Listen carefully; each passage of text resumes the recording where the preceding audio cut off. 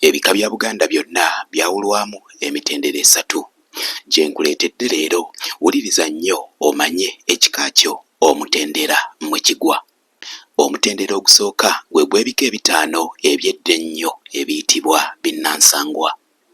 Kwe kuli enjaza, effumbe, olugave, ennyonyi n'engeye.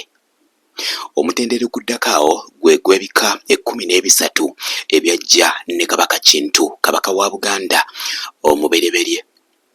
Kuliko envuma, eŋŋonge, empologoma, empindi, ekkobe, envubu, engo, emmamba, enkima, entaraganya, embwa, omutima n'empeewo.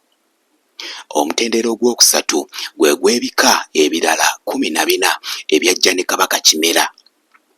Bye bino wammanga: kuliko enseenene, enkejje, akasimba, embogo, engabi, ekibe, omusu, endiga, enkerebwe, enjovu, ensuma, obutiko n'akayozi. Olwo nno ebika eby'edda ennyo biba biweddeyo.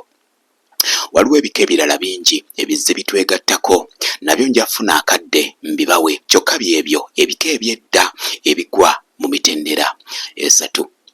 Bw'oba owuliriza bulungi ekika kyo kigwa mu mutendera ki?